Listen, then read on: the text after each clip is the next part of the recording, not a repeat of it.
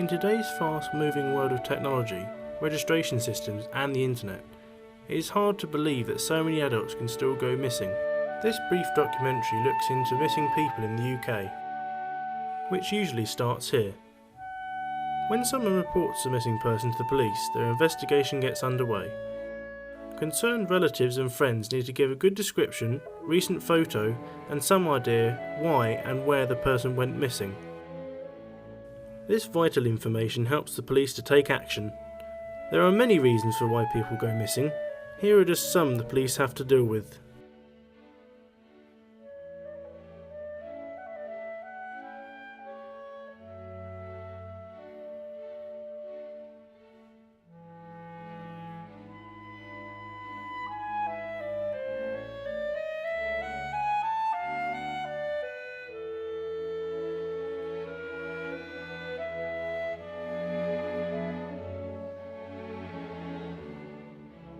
The Salvation Army's tracing service mostly deals with non-urgent cases, such as trying to trace a lost relative.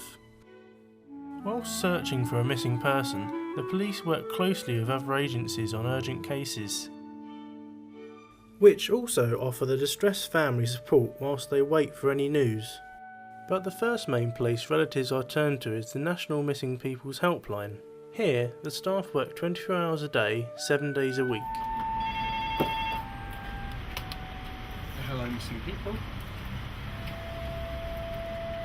Yes, that's right, yeah. This is the Identification Department. Here, they work on facial recognition. For instance, if a person's been missing for 30 years, using the latest technology they can turn a 20-year-old face accurately into a 50-year-old.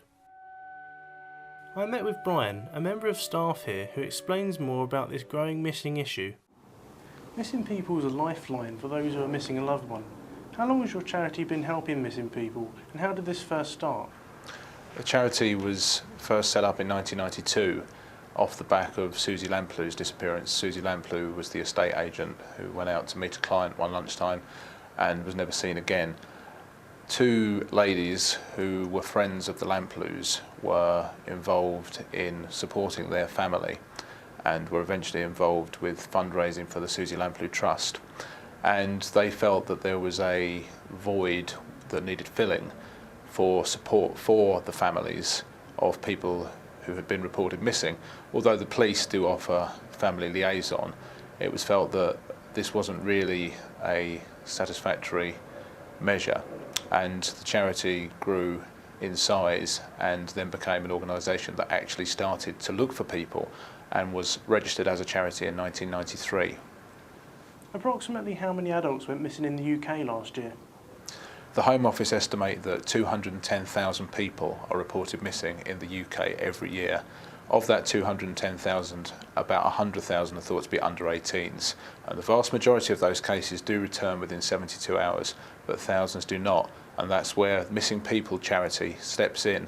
We're here to offer support to the families of those that are left behind and to actively search for those that are missing, and we take on somewhere in the region of 10,000 new cases every year. What training do you need to be so effective? We have an extensive ICT department, we have a communications department, we have a fundraising department, and we have an identification department, and all those people within each department has their own skills that they bring to the job. Now obviously this is a much needed service, but how are you actually funded to keep this all running? As a charity, we rely heavily on donations, and donations can be made to the charity via our website www.missingpeople.org.uk, and it costs about £2.5 million to run the charity for a year, and we receive about a quarter of that funding from the Home Office, which means that the other 3/4 we have to find through fundraising. Do you think there's anything that could be done or changed to actually help prevent people from going missing? The three main categories of different people that go missing, we deal with mostly under 18 girls. The next group of people is 18 to 24-year-old males, and very often we find that they get reported missing after a night out with friends. They haven't taken anything, they haven't taken a passport with them or anything like that. And unfortunately, some of the people in that category do turn out to have come to harm and this is mostly because alcohol and water is not a very good combination. And the third main group of people that go missing are men in their 50s, maybe late 40s, early 50s, who have maybe marital problems, financial problems. If we find somebody and they don't want to be in touch with their family, then we respect that. However, 31% of the cases we deal with do have mental health problems, so perhaps they're not in any fit state to be making those decisions. And we only look to actively publicise high-risk cases that are also police cases. And what can friends and relatives do to help in the search for their missing loved one? We produce posters in-house that we can email or send to the families. They can then print off as many copies as they like. They can then distribute the posters in a local area. And obviously a lot of families feel that they're actively being involved in the search. And when it comes to cases where it's perhaps a longer term case, families have felt that they are doing something to help by helping in fundraising activities for the charity. Okay, thanks very much for your time.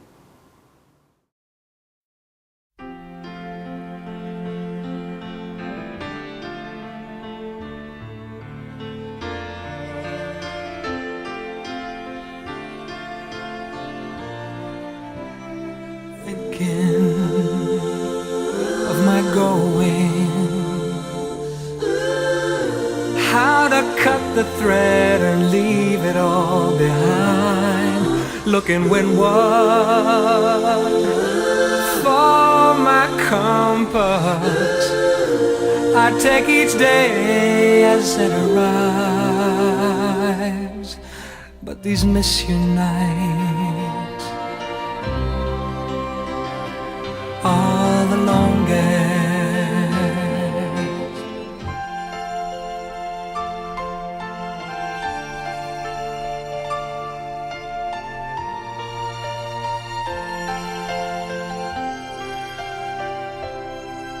Yeah, these miss you nights